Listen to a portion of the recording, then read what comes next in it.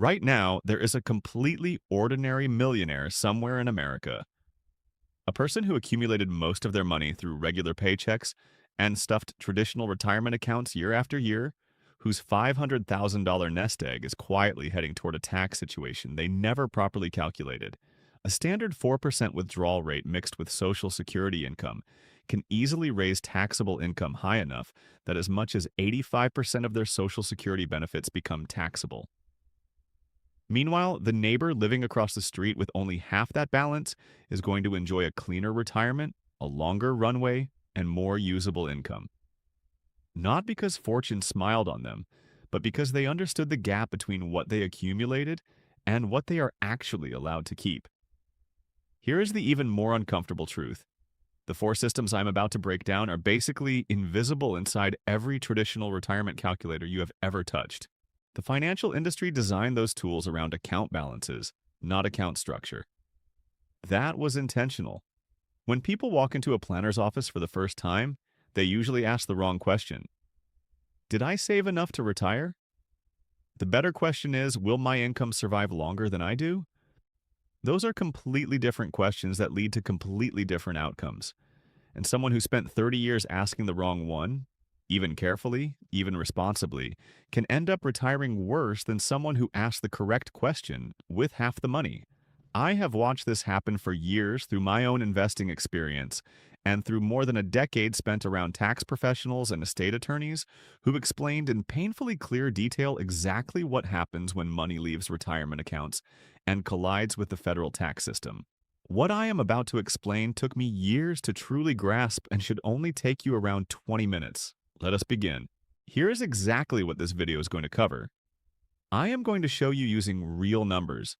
You can check yourself why someone with $250,000 structured properly can consistently retire better than someone sitting on $500,000 arranged badly. I am going to walk through four concrete systems, not motivational ideas, not abstract concepts. Actual mechanics tied directly to dollar amounts that are quietly destroying larger retirement accounts every day across America. And I'm going to give you a framework that permanently changes how you think about every retirement account you have ever opened once you understand it. The reason retirement planning became so distorted is simple. We built an entire culture around one number, the balance, the scoreboard. The figure you check at 2 a.m. when you cannot sleep. But that scoreboard never tells you how much the government keeps, how much your fund company takes, how much market timing strips away, or how much the pre-Medicare health insurance gap drains from it. The scoreboard is the gross amount, and absolutely nobody retires on the gross amount. Think about your paycheck for a moment. If your salary is $100,000 annually, you do not really live on $100,000. You live on whatever survives after federal taxes, state taxes, payroll taxes, and insurance deductions. Maybe $65,000. Possibly less if you live somewhere expensive. The $100,000 is gross. The $65,000 is net. That is the money your life actually runs on. Everything else is just paper math. Your retirement account works exactly the same way. The balance on the statement is gross, the figure people brag about online, the number people compare over dinner conversations, but taxes, fees, bad market timing, and healthcare costs carve pieces away from it year after year until the amount you can truly spend barely resembles what you originally saved. Meanwhile, the person with $250,000 who structured things intelligently may keep almost 90 cents of every dollar as usable income. Your retirement balance is your gross retirement number. But where is your net? That question is the backbone of this entire discussion. Every section answers it. In a few minutes, I am going to show you the mechanism that damages retirees the most, one tied less to taxes and more to the order in which negative events hit your money. But first, we need to understand why the tax structure surrounding large traditional retirement accounts is far worse than most people realize. Meet Marcus. He is 52 years old. He has been disciplined in a way most people simply are not. He maxed out his 401k contributions for 25 straight years. Today, he has around $500,000 sitting inside a traditional pre-tax account. No Roth IRA, no taxable brokerage account, just one account category, He was correctly told that his 401k grows tax deferred. What nobody explained with equal force is that tax deferred does not mean tax free. It means taxed later, and later comes with a very specific age, a very specific system, and a very specific mechanism that becomes far more painful than most retirees anticipate. It is called a required minimum distribution. The IRS forces withdrawals from traditional retirement accounts through required minimum distributions. If you were born in 1960 or later, you must begin these withdrawals at age 75, while people born between 1951 and 1959 begin at 73. For Marcus and his $500,000 traditional account, the first RMD at age 73 using the IRS lifetime divisor table of 26.5 equals about $18,900 mandatory, fully taxable as ordinary income, stacked on top of every other dollar he receives that year. Here is where the gross versus net issue explodes. That mandatory withdrawal can push retirees into higher federal tax brackets, cause Social Security benefits to become taxable, and increase Medicare premiums through a system known as IRMAA. A modest IRA withdrawal, or RMD, can create a chain reaction where suddenly more of your Social Security becomes taxable too. The result is that each additional dollar can feel taxed twice. Once directly as ordinary income, and again because it drags more Social Security income into the taxable category. The combined effect of RMDs plus Social Security can also trigger higher federal taxes, state taxes, and even larger capital gains taxes when investments are sold. Then there is the Medicare IRMAA surcharge, where the pain becomes very specific. IRMAA works using income cliffs instead of gradual phase-outs. Cross one threshold by even a single dollar, and you pay the higher premium across the entire Medicare Part B cost, not just the amount over the limit. RMD divisors shrink over time while balances continue compounding. So many retirees triggered the first IRMAA threshold between ages 75 and 77. Once triggered, combined Part B and Part D surcharges range from roughly $1,148 to $6,936 annually on top of the standard monthly premium. This is what planners now call the tax torpedo, a sharp, unexpected jump in taxation, even though your lifestyle did not change at all. The torpedo is not one event, it is a chain reaction. One mandatory withdrawal triggers higher income, which triggers taxation on Social Security up to 85%, which triggers IRMAA surcharges, all of which collectively erase a substantial share of the money Marcus spent decades saving. If you have $1 million sitting inside a TSP or traditional account, you do not actually possess $1 million in spending power because once withdrawals begin, taxes start eating into it immediately. If federal and state taxes together remove roughly 30%, then the practical spending value becomes closer to $700,000. Now let us look at the person with only $250,000. She also saved responsibly, but she spread her money across different account structures. She has $100,000 in a Roth IRA, $80,000 in a taxable brokerage account, and $70,000 in a traditional IRA.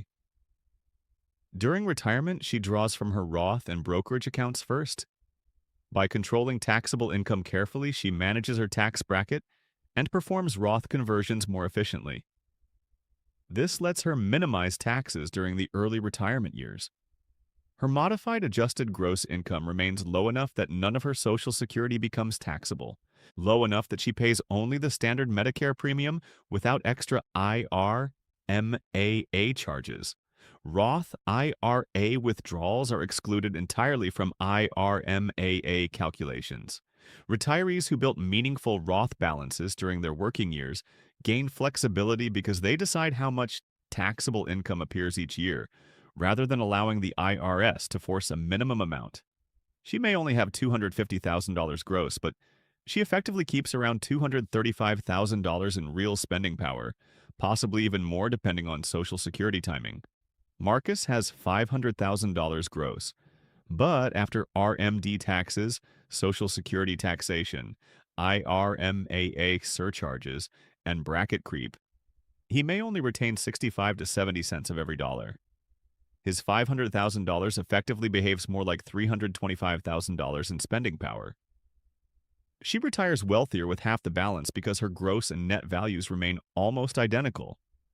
Your retirement balance is your gross number. But where is your net? Stay with me because the next section becomes completely counterintuitive. Most people assume the danger is simply losing money during a market downturn. The real danger is much more specific than that, and the person with the smaller but properly structured account survives it in ways the larger account often cannot. Sequence of returns risk, often shortened to sequence risk, describes the danger that poor market returns early in retirement permanently shorten how long your savings last. This is not theoretical. Research by Wade Pfau estimates that nearly 77% of a portfolio's retirement outcome can be explained by returns generated during just the first decade. That statistic alone should stop you in your tracks. Average returns do not tell the full story. A portfolio taking withdrawals becomes permanently damaged by early losses in ways a portfolio that is simply growing untouched does not. Here is the mechanism. When your investments are falling and you still need income, you are forced to sell more shares to generate the same amount of cash. That accelerates depletion, while also leaving fewer remaining assets available to recover during future rebounds. Let us look at actual numbers. Imagine two retirees beginning with identical $1 million portfolios. Each withdraws $40,000 annually. Each averages the exact same 6.5% return over 10 years. The retiree who experiences poor returns early finishes with roughly $880,000. The retiree who experiences strong returns first ends with around $1,358,000. The difference comes entirely from sequence timing. Same average returns, same withdrawals, same starting balance. Yet sequence alone created a gap of almost $478,000. Negative returns during the first 5 years account for around 70% of retirement plan failures, because the depletion compounds and recovery becomes harder later, even when markets rebound. Here is where the smaller account begins winning structurally. The reason becomes obvious once you understand it. The retiree with $250,000 spread across multiple account types, supplemented partially by Social Security and Roth income, does not need to pull as aggressively from investments each year.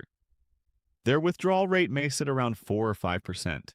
The retiree with $500,000 trapped inside a single pre-tax account and funding their entire lifestyle from it may need withdrawals closer to 20 or even 25% annually.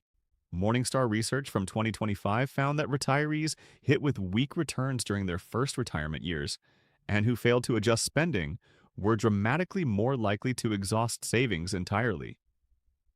You can enjoy strong average returns over decades and still run out of money if heavy withdrawals coincide with early downturns. Retirees may need their portfolios to last 30 or even 40 years. That extended timeline magnifies the damage caused by inflation and early losses. Without a strategy designed to absorb downturns early, financial independence can quietly transform into financial fragility. The larger the single account and the larger the required withdrawal rate, the more exposed you become to sequence risk. The smaller diversified structure supported by multiple income streams and lighter withdrawals becomes resilient almost by design rather than luck. Your retirement balance is your gross retirement. Where is your net? Now here comes the part standard retirement calculators almost completely ignore. Understanding that structure matters more than balance is one thing. Building a mathematical system around it, a system that tells you the exact order to withdraw money, the optimal Roth conversion amounts between ages 62 and 73, and the precise income thresholds needed to preserve ACA health subsidies before Medicare begins. That is a planning level most people never reach. Not because they are incapable, but because the information is scattered across IRS manuals, actuarial tables, and disclosure documents nobody ever explains together coherently. I created a digital book called The Exit Code. It contains 8 chapters built from 50 years of retirement data. No motivational fluff, just systems and math. One chapter covers the dynamic withdrawal strategy, replacing the rigid 4% rule with a model that adapts to real market conditions. Morningstar research from 2025 showed that while a fixed 3.9% withdrawal rate offers strong safety for rigid spending plans, retirees willing to adjust spending dynamically could safely begin near 5.7%, dramatically improving retirement lifestyle potential. Another chapter explains what I call the invisible $14,000 bill, the average annual healthcare exposure facing someone retiring at 62 before Medicare begins, and how account structure determines whether that cost becomes manageable or devastating, depending on how income affects modified, adjusted gross income. Most advisors are never going to hand you a fully coordinated document explaining all these moving parts together. That is not an insult toward advisors. It is simply how an industry functions when compensation depends on assets under management rather than the actual retirement outcomes clients achieve. The exit code costs less than dinner through the link below. Every year you delay understanding this system is another year the math compounds against you. That is not marketing urgency. That is arithmetic. Now let us discuss the part of retirement planning I find permanently entertaining, because at some point the only sane response to how normalized this fee structure became is to laugh at it. Imagine sitting on $500,000 while paying a 1% advisory fee. At first glance, that sounds like $5,000 annually. Annoying perhaps, but manageable. Here's what that 1% really costs over time. The difference between paying 0.1% and 1% over 10 years is about $15,800. By year 20, the gap grows near $59,100. By year 30, it reaches roughly $165,800. That growth is not linear. The damage accelerates because compounding creates a larger base for fees to erode later. Someone paying 1% instead of 0.1% effectively sacrifices around 22.4% of possible ending wealth over 3 decades. At 1.5%, the loss rises toward 32.7%. On a $1 million investment, a 1% fee can reduce ending wealth by nearly $1.9 million over 30 years. Nearly $2 million. Not because of crashes, not because of recessions, because of a fee structure collecting money regardless of market performance or advisor skill. At $2 million under management, you pay around $20,000 yearly. At $3 million, roughly $30,000. Yet the advisor managing $3 million is not doing 12 times the work required for a $250,000 account. I want to make something absolutely clear. Some advisors truly earn their fees. Advisors handling tax planning, Roth conversions, Social Security optimization, and withdrawal sequencing can absolutely create value. If someone stops you from panic selling during a crash and helps save $50,000 in taxes, that fee may become the best investment you ever made. Under those circumstances, the math works in your favor. But if you are paying 1% so somebody can place your money inside a target date fund and call once quarterly, you could instead invest independently around 0.03% annually. Compare that to so-called low-cost funds charging 0.7% to 1%, which are actually around 30 times more expensive. The retiree with $250,000 managing a simple low-fee 3-fund index portfolio allows compounding to operate almost untouched. Every dollar remains invested, earning additional returns upon additional returns. The retiree with $500,000 who paid 1% annually for 20 years has already surrendered a substantial part of retirement potential, not because of bad luck, but because the structure itself never prioritized their net outcome. Your balance represents gross retirement wealth. But where is your net? Here is the final section, the piece tying everything together into something actionable. It involves Social Security, healthcare, and a timing window most people either ignore or never financially reach. Delaying Social Security increases monthly benefits for every month postponed until age 70. You gain approximately 2/3 of 1% monthly after full retirement age, totaling around 8% annually. Guaranteed. Supported by the federal government.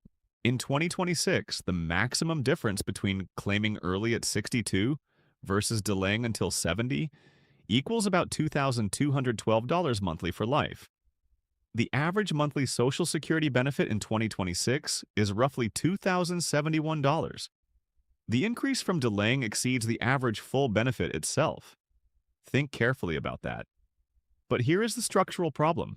The person holding $500,000 entirely in a traditional 401k possesses only one liquid income source: taxable pre-tax withdrawals. Every dollar creates ordinary income. They may need those withdrawals immediately at 62 simply to survive.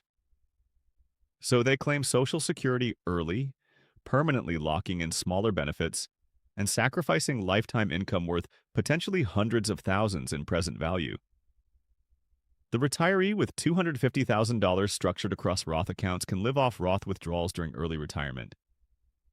Roth distributions do not count toward modified adjusted gross income.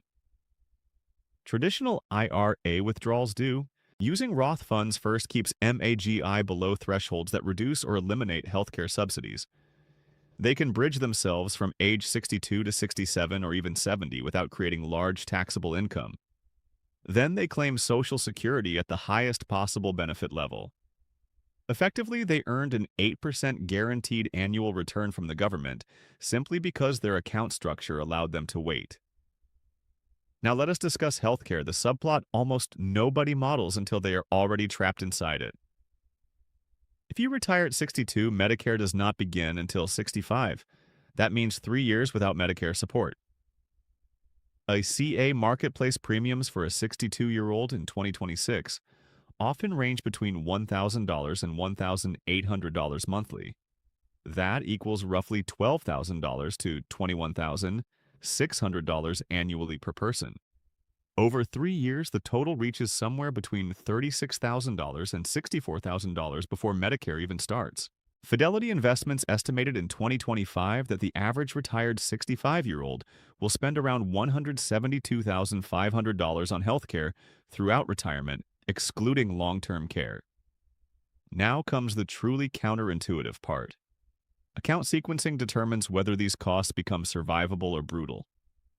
Roth withdrawals do not count toward MAGI. Traditional withdrawals do. The retiree with $250,000 concentrated in Roth structures keeps MAGI low and qualifies for ACA, subsidies reducing premiums dramatically.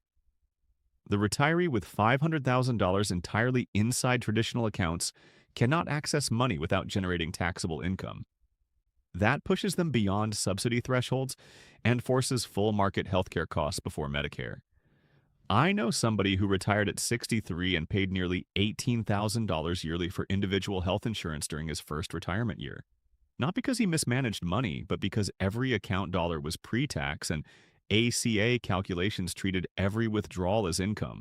Meanwhile, his neighbor retired the same year living nearly the same lifestyle and paid under $3,000 annually because she intentionally built Roth balances specifically to keep MAGI low during this window. Same economy, same retirement age. Yet a $15,000 annual difference in one healthcare line item lasting 3 years before Medicare.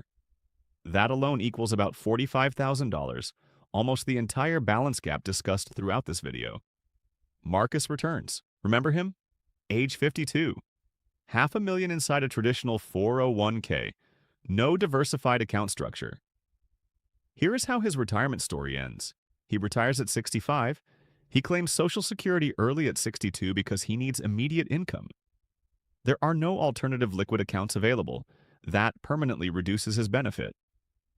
He starts withdrawing from the 401k immediately. His first full retirement year generates about $58,000 between Social Security and portfolio withdrawals. Some Social Security becomes taxable. His effective tax rate ends up higher than expected.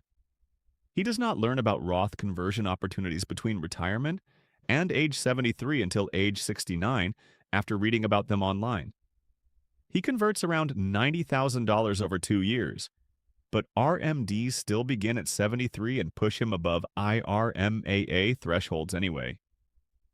He pays Medicare surcharges for the rest of his life on top of standard premiums. He is not financially ruined. In traditional terms, he is perfectly okay. But he spends only around 68 cents of every dollar he saved over 3 decades because he built everything inside one account type, following standard advice his entire working life. Let us compare directly using real numbers. Person A has $500,000 entirely inside a traditional 401k. They retire at 62 and claim Social Security immediately at $1,800 monthly. They withdraw $24,000 yearly from the 401k. Their first year total income becomes roughly $45,600. After federal taxes, healthcare premiums, and Social Security taxation, net spendable income sits around $31,000. Gross to net conversion equals about 68%. Person B holds $250,000 divided across a $90,000 Roth IRA, $75,000 taxable brokerage account, and $85,000 traditional IRA. They retire at 62 but withdraw only $10,000 annually from the Roth, creating no taxes and no MAGI impact.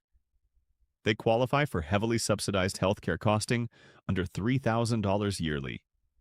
They delay Social Security until age 70. Their first-year spendable income may only equal $22,000 to $23,000, but tax friction remains minimal, while healthcare stays subsidized and Social Security compounds at 8% annually until age 70. At age 70, their Social Security check permanently exceeds Person A's by a wide margin. Their gross-to-net conversion exceeds 90%. Same market, different structure. Person B creates more actual retirement lifestyle per dollar saved.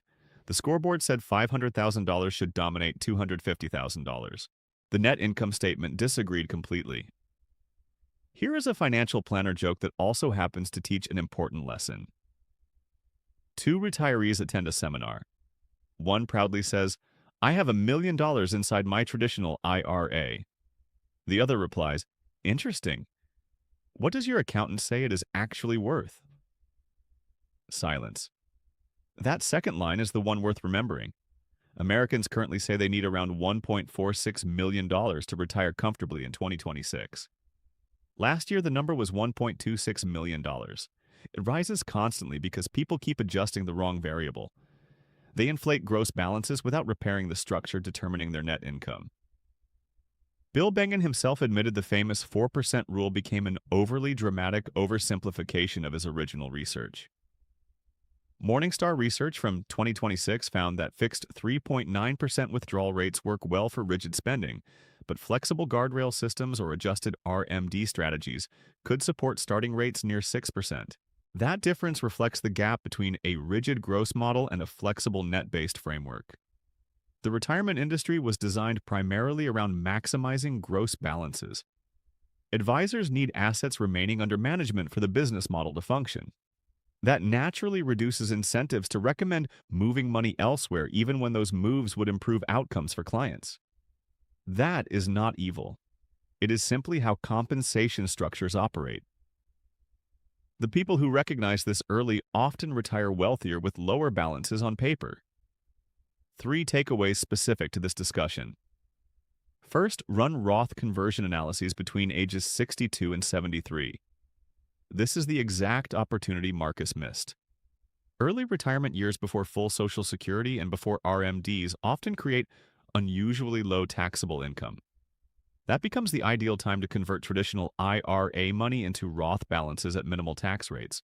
Every dollar converted during this window avoids future RMDs, avoids IRMAA calculations, and avoids increasing Social Security taxation later. The IRS has not closed this window yet, but it exists only temporarily for each person. Every unmodeled year becomes another year of unnecessary tax exposure, compounding silently. Second, build the 3-account system before retirement rather than afterward. Taxable brokerage accounts, Roth IRAs, and traditional retirement accounts. Withdrawal order becomes one of the most powerful tax management tools retirees possess.